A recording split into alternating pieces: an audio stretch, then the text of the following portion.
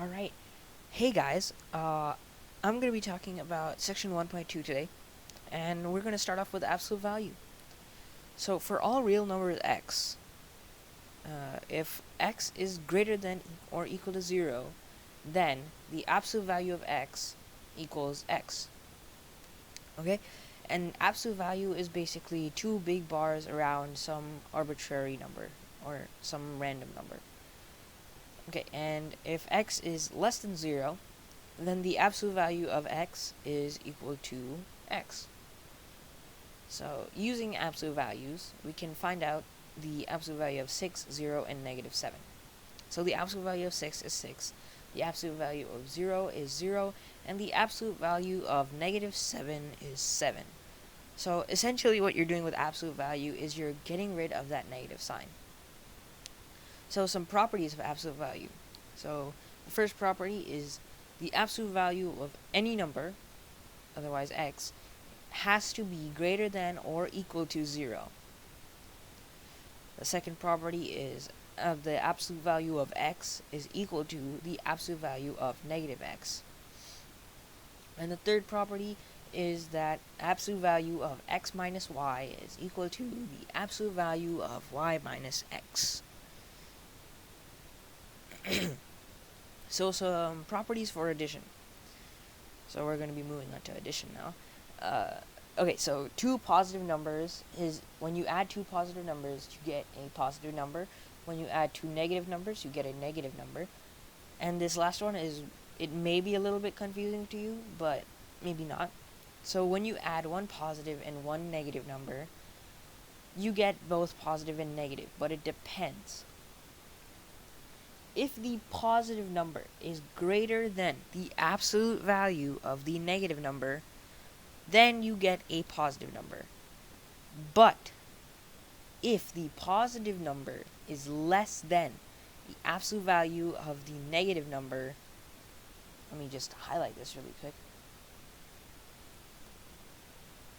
If the positive value is less than the absolute value of a negative number, then you get a negative number. Okay? And then the same thing goes for positive. Let's just highlight this. Okay. So that one may be tricky for you, but otherwise it should be pretty simple. So now we're going to do some examples. Okay. And here we have an example. So the first part is 6 3/4 plus negative 2 1/2. So we can basically just convert these into decimals. We know that 3/4 is equal to 0.75. And the 6 basically means 6 plus 0.75, which results into 6.75. Let me rewrite that. And then in this you have plus parentheses negative 2 1/2. Okay, so let's just do plus. We know that 1/2 is equal to 0.5, and then you get negative 2.5. Okay, and then now we just simplify it. So basically what this is 6.75 minus 2.5, which is equal to 4.25. You can double check that by doing the long subtraction. So 6.75 minus 2.5. 7 minus 5 is 2. Bring down the 5. Bring down the decimal. And then you get 6 minus 2 is 4. Pretty simple. Let's scroll down here. Okay, so our next example is 14 plus negative 21. Essentially do the same thing here. So 14, and then basically what this does is it turns it into a subtraction sign, and then you get 14 minus 21, which brings you to negative 7.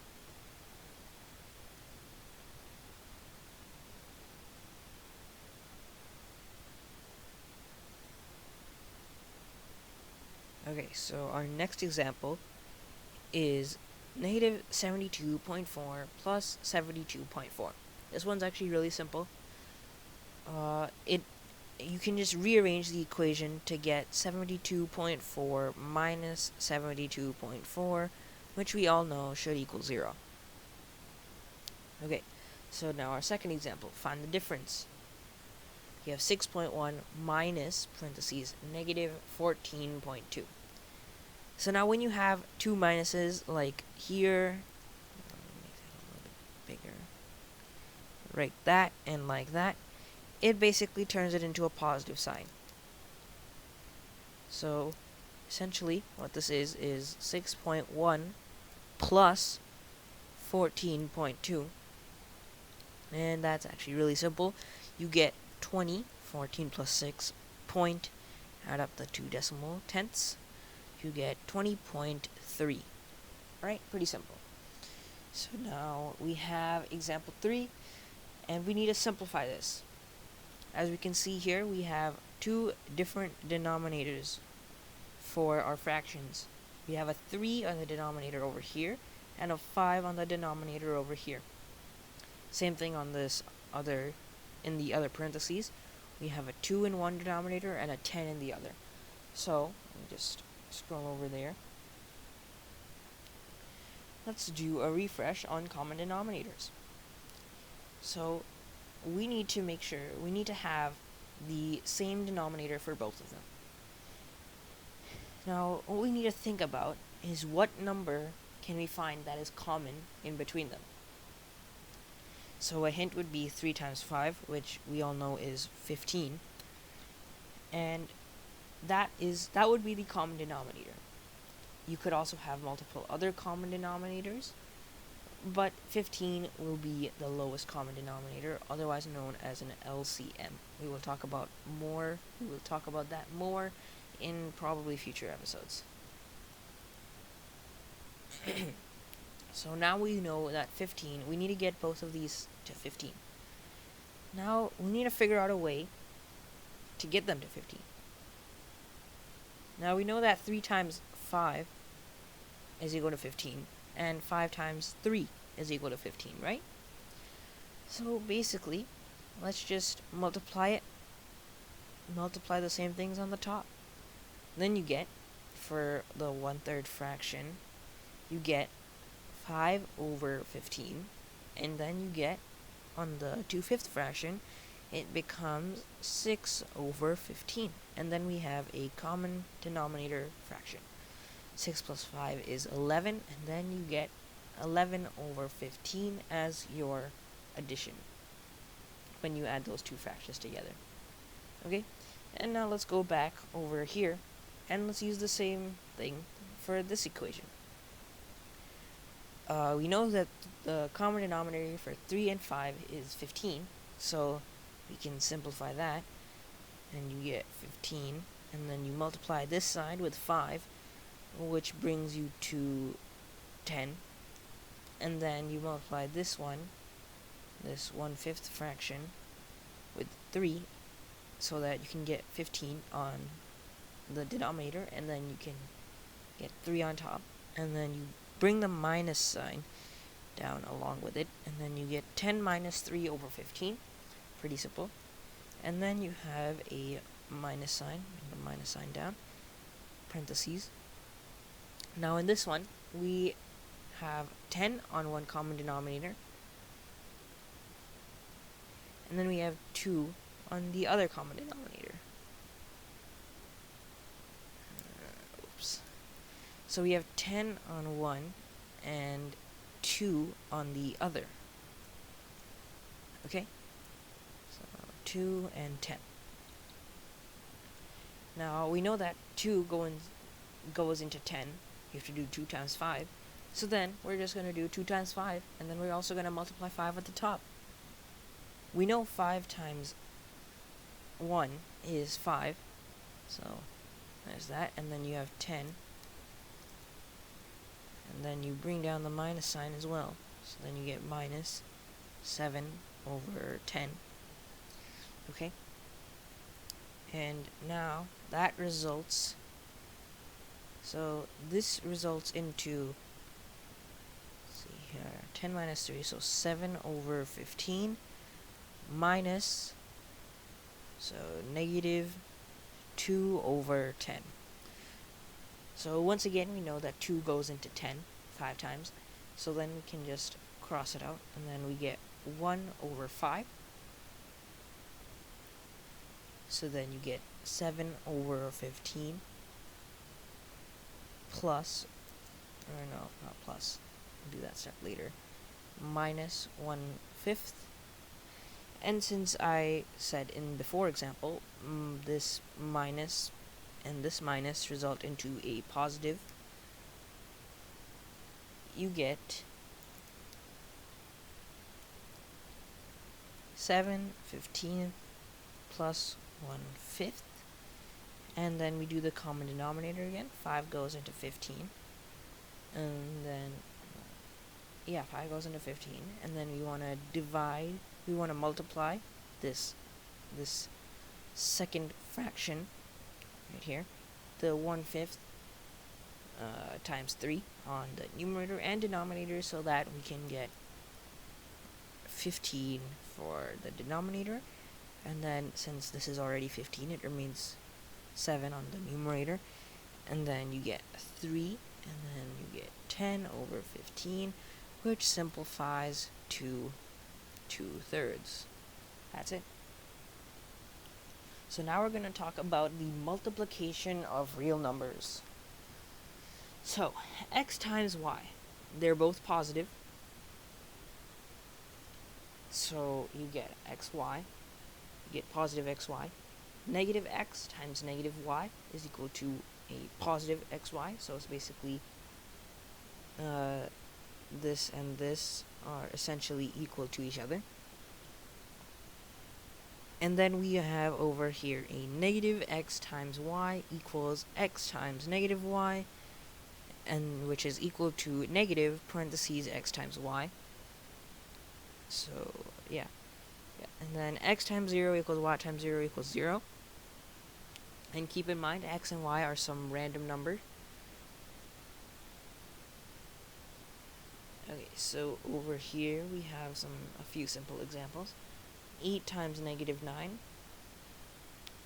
So we know 8 times 9 is 72, but there is a negative attached to that 9. So then we have to attach it to the 72, and you get negative 72. Same thing goes for this next problem. We have a negative attached to the 3/4.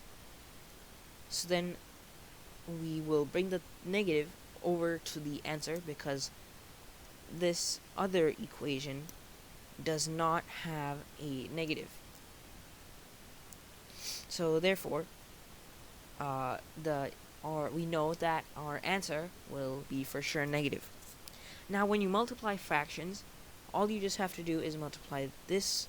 Let me just change the color actually.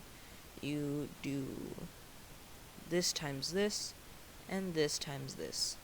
Pretty simple. So you do 3 times 1, which is 3, over 4 times 3, which is 12. And you can even simplify that further. You get negative 1 over 4.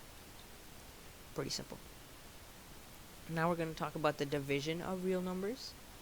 So x over y is equal to negative x over negative y equals to positive. So remember what I told you, that since there is 2 negatives there, 2 negatives make a positive most of the times. And the negatives, you have negative x over y is equal to x over negative y. And that'll give you a negative number instead of a positive. Excuse me. Okay, so find the quotient of 0 over 7 over 8. This may seem a little bit more difficult, but just put the parentheses around the 7 over 8. You should probably be able to solve it yourself. Note that there is a 0 in the numerator. I told you in the last lesson that anything divided by 0 is undefined, so now think of what anything 0 divided by anything equals 2. Now, if you said 0, you are absolutely correct. If you didn't, then well, now you know that anything divided by 0 is equal to 0. Okay, so our next example. We have negative 2/3 plus 4 times negative 2 over 3 minus negative 5 times negative 1/3, okay? And so now we're going to move on into the simplification of this. So you have negative 2 and 1/3. So now we need to convert this into, this is a mixed number.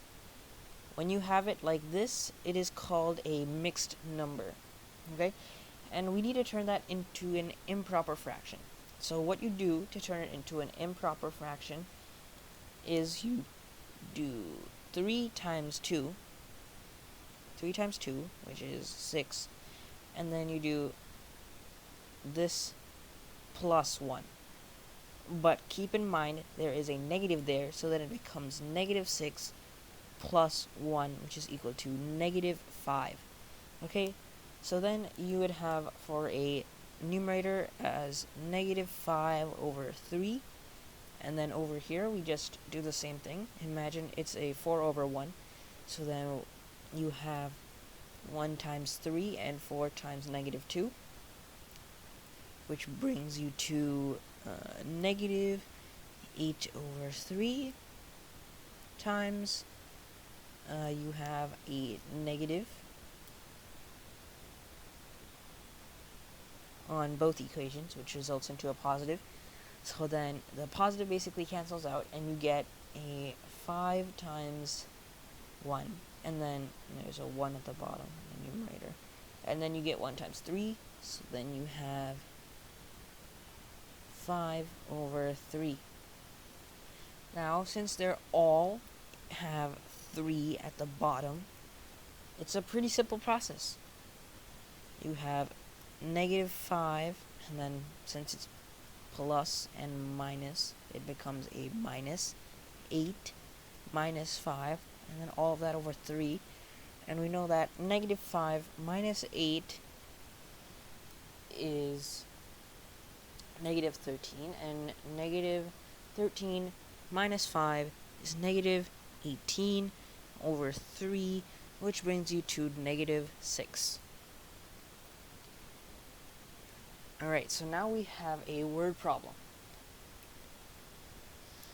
On a flight from Orlando to Washington, D.C., the airline sold 52 economy seats. So let's keep that in mind. 52 economy seats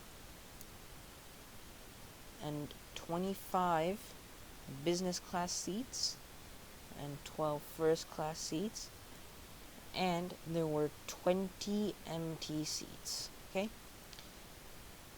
so the airline has determined that it makes a profit of $550 per first class seat, and then a profit for $100 for a business class seat, but there's always a loss, and there is a loss of $20 per economy seat and a loss of $75 per empty seat. Determine the profit or loss for the flight. So now let's take a look at our highlighted information. We can see that there were 52 economy seats, and then if we look down, we skim through the passage, we can see that there is a $20 loss for every economy seat. So that would result into 52 times negative 20. Let me rewrite that in black pen. So 52 times negative $20. Okay, and then now we can go through and we see 25 business class seats, and we can see that it's $100 profit. So from that we do 25 times 100, and then now there are 12 first class seats, 12, And then you can see that they're given in the passage $550 profit per first class seat. Okay, and that results into 12 times $550. Okay, and then now there is one more thing. There's one more factor. There were 20 empty seats, and we look at the the second to last sentence. We can see that there's a $75 loss per empty seat. So that would mean that it would be 720 times negative 75. And then now, what we just need to do is add all this up, and then we will determine the profit or loss for the company on the flight from Orlando to Washington, D.C. Okay, so let's do the economy class first, which is 52 times negative 20 plus, let's do, where's business? So business, you get 25 times 100 plus, so now it's first class, 12 times 550. Oh god, we're running out of space. I'm gonna have to remove this. And then plus, and get 20 times negative 75. Okay, so now that we have all our information, we can simplify and remember PEMDAS from before, parentheses, exponents, multiplication, division. So since we see multiplication first 4 times, we're going to do multiplication for all of these. And 52 times negative 20 is equal to negative 1040 plus 2500 plus 6600 plus we have negative 1500. Okay, so now it's addition or subtraction, and we can do is we can actually add up these negatives. Now I will explain that in a later video. In I think the next video we're going to be talking about the properties of addition and multiplication. And yeah, so we can add this negative and a negative, and then that brings us to negative 2540, and then we can add these two as well, and then that brings us to a $9,100, and then you get a profit of $6,500. And that is it. That was my last example. Now, if you need to contact me, I will have the email in the description. And I hope you have a good rest of the day.